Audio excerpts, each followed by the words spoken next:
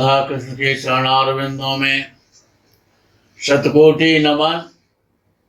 मित्रों को, जिज्ञासुओं को, धर्म प्रेमियों को, ज्योतिष विज्ञान प्रेमियों को हर हर महादेव, बम बम भोले नमः शिवाय। मित्रों, सतयुग, त्रेता, द्वापर, कलयुग,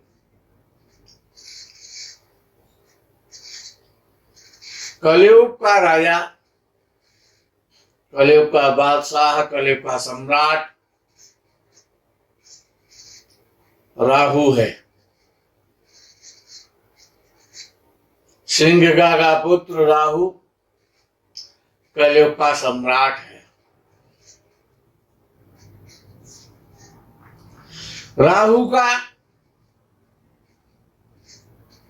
शासन बड़ा अलग प्रकार का होता है। भय के साथ शासन करता है, सबको भयभीत करते हुए।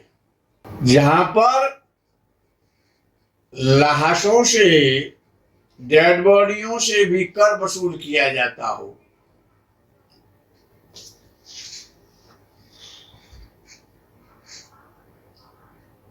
जहां पर हर समय मरने का भय रहता हो, अज्ञात भय से व्यक्ति भयभीत रहता हो, जो दिखाई ना दे उससे भयभीत होता हो, पता नहीं कहां मिल जाएगा, ऐसा कहते हैं कि चलो मुंह ढक लेते हैं, पहचान नहीं पाएगा, हम साइड से निकल जाएंगे, ऐसा भय।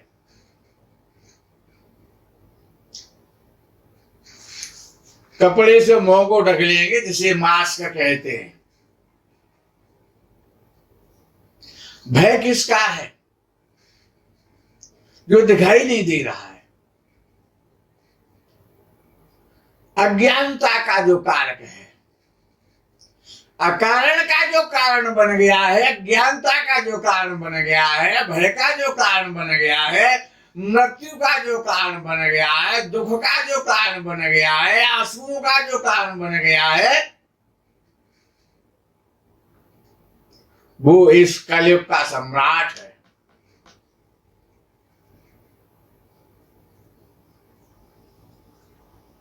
वो राजाओं का भी राजा, किसी राजा को नहीं छोड़ता है, किसी गरीब को नहीं छोड़ता है, किसी संत को नहीं छोड़ता है, किसी महंत को नहीं छोड़ता है, किसी भिखारी को नहीं छोड़ता है, किसी चोर को नहीं छोड़ता है, किसी राष्ट्रपति और प्रधानमंत्री पर भी बख्शिश नहीं करता है। वो इस कलयुग का राजा है। हमने अपने पहले वीडियो में कई बार कहा है, राहु जगत का सम्राट है और शमशान में रहता है। चिता भस्मा लेपो नृत रोटी परिकर अमंगल्यम तवशीलम। जो अमंगल का जो कारक है, जो माता का दुश्मन है, जो पिता का दुश्मन है, कि संतान मजदूरों से कहा जाता है, लेबर क्लास करने वालों से कहा जाता है कि 500 रुपए देंगे और हमारे पिता का दाह संस्कार कर दो। राहु उसका नाम है कि पिता पुत्र को स्पर्श नहीं करना चाहता है। बेटा मरने के बाद जहां मां बाप की डेड बॉडी से डरता है, उसका संस्कार नहीं कर सकता है। शास्त्र तो कहता है कि पुम्नाम नरका त्रायती पुत्र, बिना पुत्र के कल्याण नहीं होता है। गरुड़ पुराण में ऐसा कहा गया। लेकिन ऐसा पुत्र के लिए कहा गया था क्या?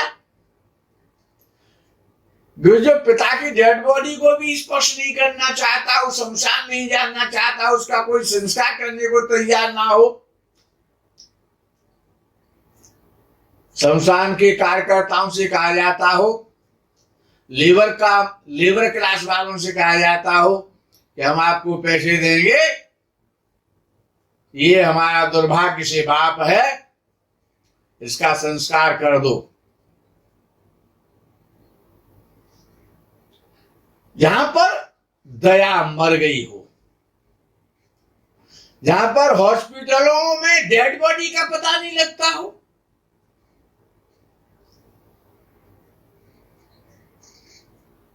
ऐसा तो कभी नहीं सोचा था।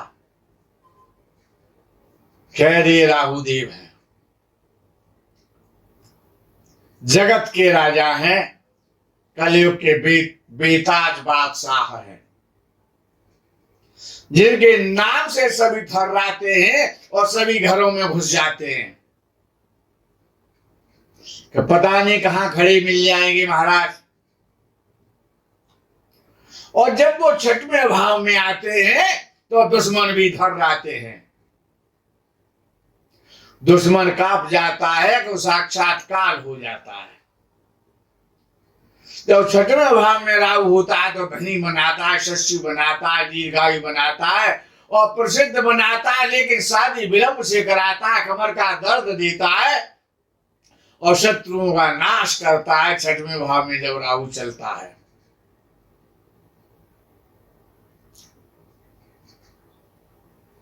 शादी तो विलंब से होती है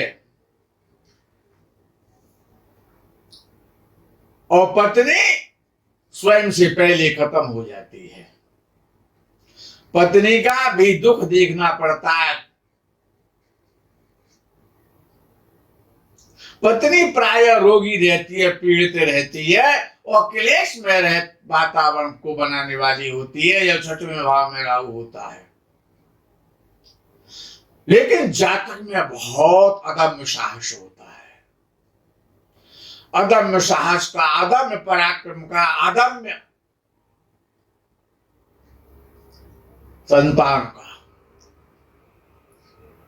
जब छठवें भाव में राहु होता है, बहुत शरीर को शक्तिशाली बनाता है, पहलवान बनाता है, रण कौशल बनाता, रण विजयी बनाता है, रणोन्मुख बनाता है, रणोत्सुक बनाता है। जब छठवें भाव में राहु होता है और मुसीबतों को, जाल को काटने वाला चूहा बन जाता है। कितनी बड़ी आपत्तियां और मुसीबतें और विपत्तियां का जाल क्यों ना बुन दिया गया हो, लेकिन छठवें भाव में जब राहु होता है, किसी की भी कुंडली में होता है, चाहे वो जातक की कुंडली में होता है, चाहे वो जातका की कुंडली में होता है, लेकिन जब छठवें भाव में होता है तो बड़ी बड़ी मुसीबतों से पार कर ले जाता है। बड़े बड़े महासमरों को, महासिंधुओं को, महान पर्वतों को और सबको पार करता हुआ, जातक परिश्रम करता हुआ और चला जाता है, अपने गंतव्य मार्ग पर पहुंच जाता है और दीर्घायु होता है। लेकिन ऐसे जातक को गुप्त रोगों की शिकायत तो होती है, कमर का दर्द है, गुप्त स्थानों के रोग हैं, ये समस्या तो उसको आती है।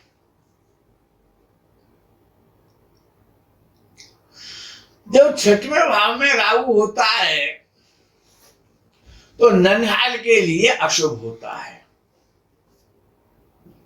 ननिहाल के लिए शुभ नहीं होता है, ननिहाल के लिए अशुभ होता है। व्यापार में बाधाएं देता है, अड़चने देता है, सर्विस क्षेत्र में और सम्मान के क्षेत्र में अड़चने और बाधाएं और परेशानियां और कठिनता बार बार देखने को मिलती है।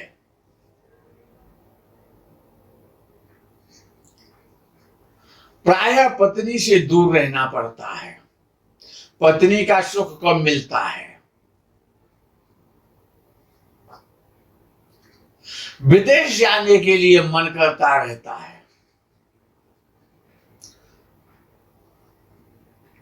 समस्त प्रकार के जातक सुख भोगना तो चाहता है, कल्पना तो करता है,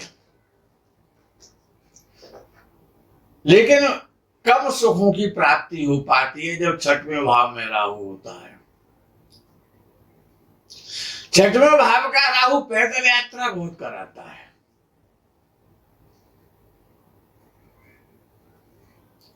और जब छठवें भाव में राहु होता है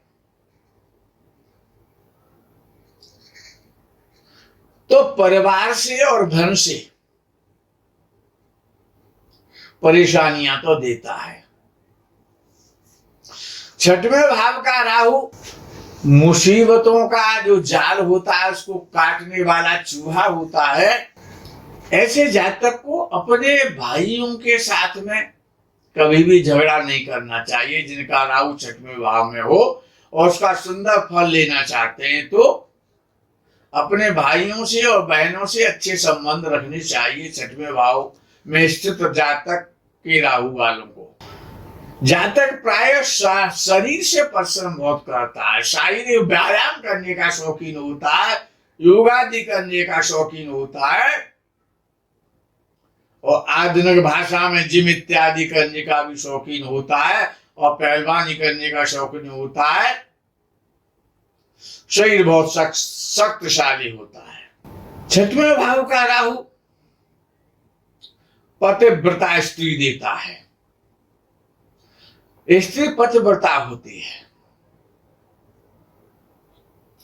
लेकिन पत्नी के स्वास्थ्य के संबंध के लिए, अपनी सर्विस के लिए, अपने पिता के लिए और परिवार वालों के लिए छठवें भाव का राहु बड़ा पीड़ा देता है, कष्ट देता है। छठवें भाव का राहु कार्य क्षेत्र में बड़ा आलसी बनाता है, अस्थिर रहता है, व्यापार भी अस्थिर होता है और सर्विस भी उसकी अस्थिर रहती है। राहु छठवें भाव में हो, दसम भाव का स्वामी पीड़ित हो तो व्यवसाय में और सर्विस में, जीविका के क्षेत्र में प्राय कदम कदम पर अड़चने आती हैं। पिता के साथ मनमुटाव तो रहना स्वाभाविक है। पिता का धन बड़ा मुश्किल से मिलता है, उसमें भी बाधाएं देखी जाती हैं जब छठवें भाव में राहु होता है। जिनका राहु छठवें भाव में हो ऐसा देखने में आता है वो प्राय रोगी हो जाते हैं, दिमाग से रोगी हो जाते हैं और डाउटफुल रहते हैं, शंका के शिकार हो जाते हैं, आकस्मिक रोगों का शिकार हो जाते हैं या पिशाच पीड़ा, भूत प्रेतों की पीड़ा उनको मिलती है। छठवें भाव में राहु शूरवीर तो बनाता है, लेकिन ऐसा जातक कर्जदार भी बनाता है, ऋणी भी बनाता है। छठवें भाव का राहु बहुत बड़े स्तर का ऋणी बनाता है।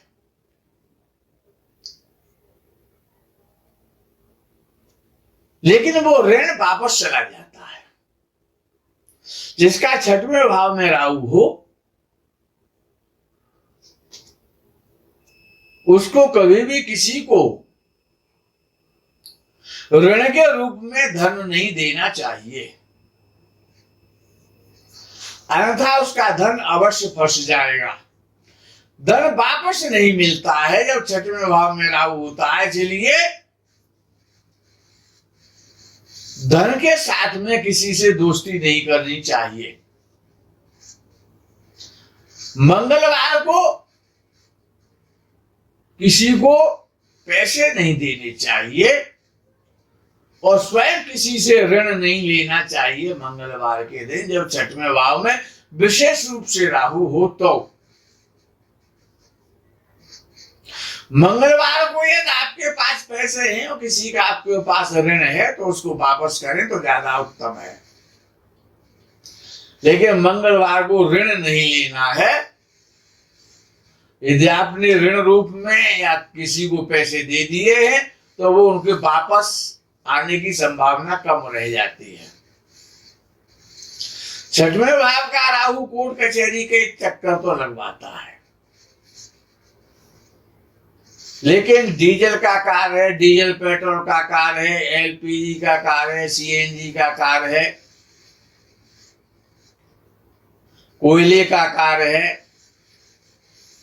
सीड्स का कार्य है, फर्टिलाइजर का कार्य है, केमिकल का कार्य है, शराब का कार्य है, जुए सट्टे का कार्य है, डांस बार का कार्य है, बार बियर का कार्य है, और जितने प्रकार का इलेक्ट्रॉनिक है वो सभी राहु है।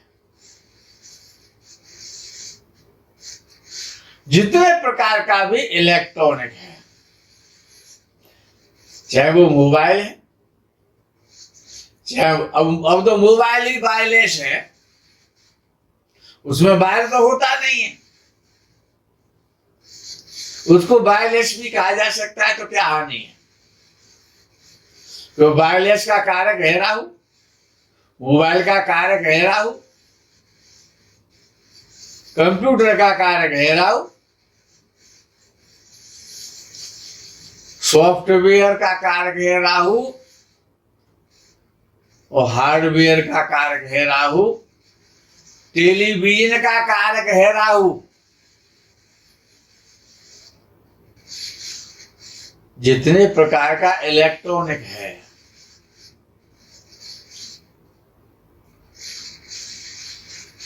जो डिजिटल है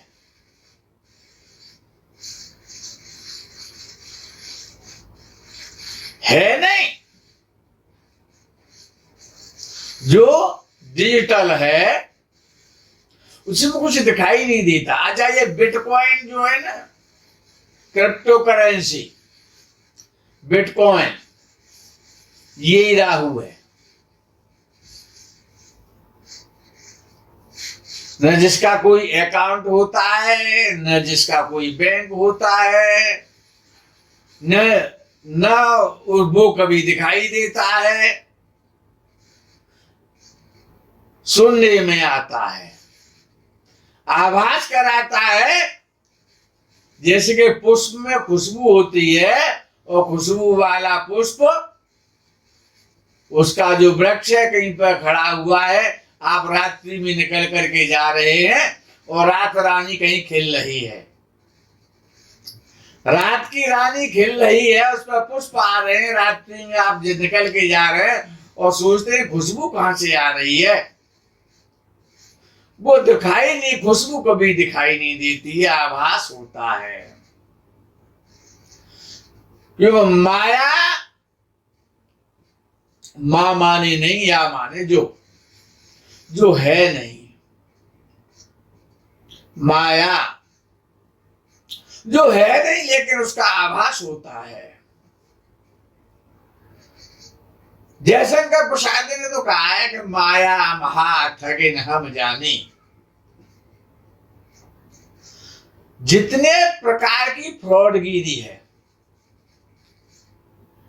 गिरगिट को रंग बदलने में समय ज्यादा लग सकता है, लेकिन राहु को अपनी जुबान बदलने में, अपना वचन बदलने में, अपने वस्त्र बदलने में, अपने रूप को बदलने में, और 100 रुपया भी फेल हो जाता है। और नटकी तो औकात के आगे जो राहु के सामने जो है माया कर सकता है, सबसे बड़ा माया भी है। माया का साक्षात कालनेमी है कि हनुमान जी जैसे को भी चक्कर में फंसा दिया कालनेमी ने। कालनेमी जी में रावण राहु, जो रावण को भी धता दे देता है, रावण को भी फेल कर देता है।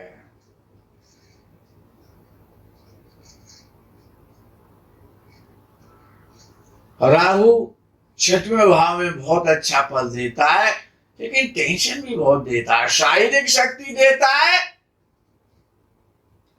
तो ऐसे जातक से दुश्मन थर्राते हैं, थर थर कांपते हैं।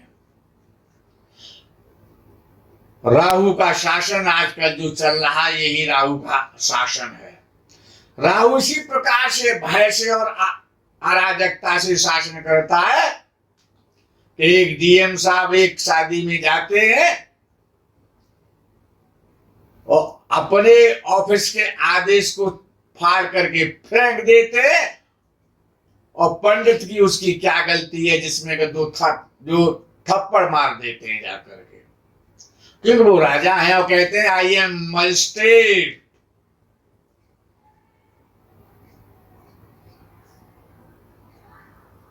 अहंकार, और बदलने में देर नहीं लगती है, बाद में कहते हैं आई एम वेरी सॉरी। वो अहंकार वो भी देखा और बाद में वेरी सॉरी को भी सुना।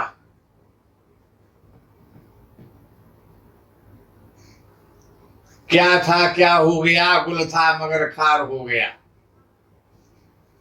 मित्रों, आज के प्रकरण में यही विराम करेंगे। स्वस्थ रहें, राहु से डरें, दूरी बना के रखें और चेहरे को छुपा के रखें। पर्दे में रहना सीख लो, अपनी पहचान खत्म कर लो, तभी शायद बच सकते हैं। 2 गज दूरी वो तो है जरूरी। हर हर महादेव, बम बम भोले, नमः शिवाय, जय गो माता दी।